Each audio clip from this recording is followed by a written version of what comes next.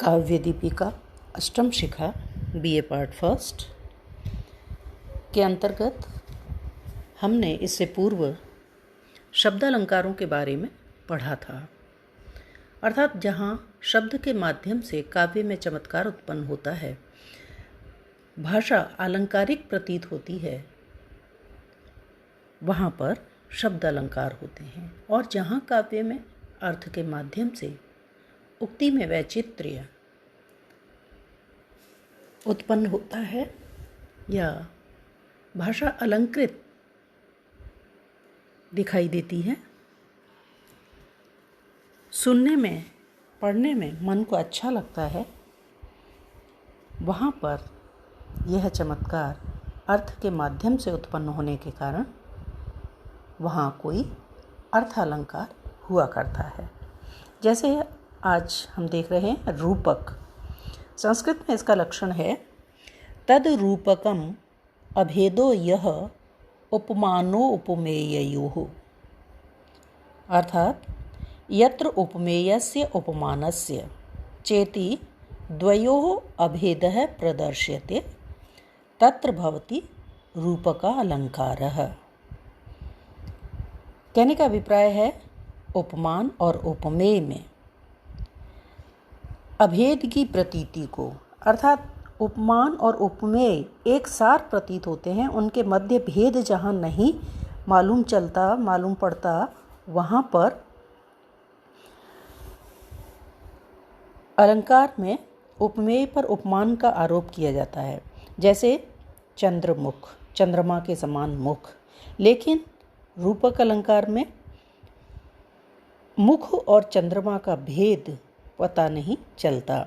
जैसे मुख चंद्र ही है मानो, यानी मुख इतना सुंदर है कि वह चंद्रमा ही है। तो इस प्रकार की उपमेय और उपमान के मध्य एक रूपता जहाँ देखने को मिलती है, वह रूपक अलंकार होता है। जिसे उदाहरण के तौर पर पर्याप्त पुष्प स्तबक स्तनाभ्य स्फुरत प्रवालोष्ठ मनोहराभ्य लता वधूभ्य तरवो अप्यवापुः विनम्र शाखा भुज बंधनानि।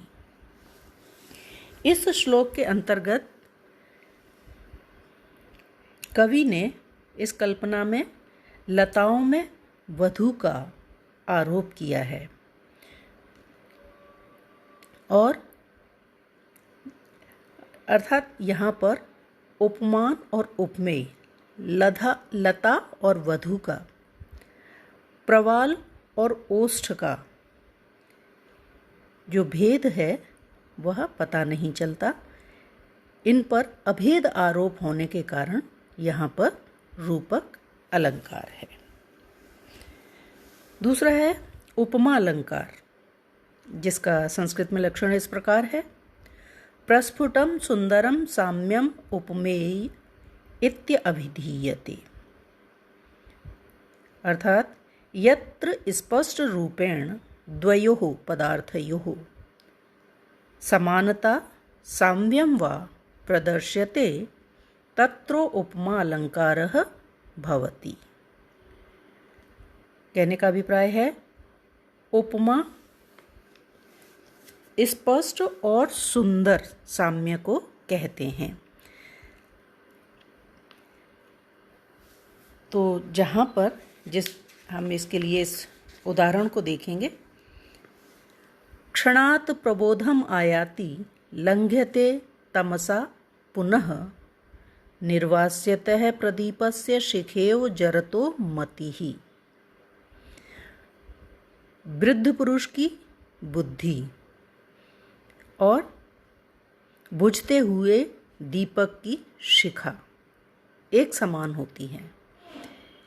किस तरह से कि वृद्ध पुरुष की बुद्धि और बुझते हुए दीपक की शिखा के समान क्षण भर में प्रबुद्ध होती है और क्षण भर में अंधकार से आवृत हो जाती है। अर्थात वृद्ध पुरुष की बुद्धि बुझते हुए दीपक की लौ के समान होती है। जैसे दीपक की लौ अचानक ही एकदम बहुत तेज जलने लगती है और अचानक ही बिल्कुल मंद पड़ जाती है, और इसी प्रकार से जो वृद्ध पुरुष होता है उसकी भी बुद्धि एकदम तो तीव्र प्रतीत होती है और एकदम से ही बिल्कुल मंद पड़ जाती है। उसे कुछ भी याद नहीं रहता, उसकी स्मृति से सारी चीज़ें जाती रहती हैं और अचानक से ही वो पुनः पुनर्जीवित सी हो उठती है। एकदम से उसमें तेजस्विता आ जाती है। वह अपनी बुद्धि प्रखरता के साथ किसी भी विषय पर अपने विचारों को रखने में सक्षम हो जाता है और अचानक से ही उसकी बुद्धि पुनः मलिन मंद पड़ जाती है। इसी प्रकार से जो दीपक बुझने वाला होता है तो उसकी जो शिखा है वो एकदम से प्रदीप्त हो उठती है और अचानक से ही मंद पड़ जाती है। तो वृद्ध पुरुष की बुद्धि और बुझते हुए दीपक की शिखा के बीच यहाँ उपमेय और उपमान के रूप में तुलना की गई है। तो इन दोनों में साम्य दिखाया गया है। इस प्रकार से यहाँ पर उपमा अलंकार है। उत्प्रेक्षा। उत्प्रेक्षा अलंकार का लक्षण है संभावनम अथोत्प्रेक्षा प्रकृतस्य समेन यत् यत्र उपमेयस्य उपमानेन सह उत्कटकोटिका कल्पना क्रियते तत्र उत्प्रेक्षा अलंकारः जायते। प्रकृतस्य इति उपमेयस्य समेन इति उपमानेन संभावनम इति उत्कोटिकः संशयः। तो जहाँ उपमेय और उपमान के मध्य उच्च कोटि का संशय उत्पन्न हो जाया करता है उसे उत्प्रेक्षा अलंकार कहते हैं।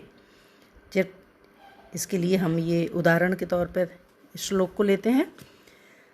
लिम्पतीव तमो अंगानि वर्षतीव वा अंजनम नभः असत पुरुष सेवेव दृष्टिर्विफलतां गताः।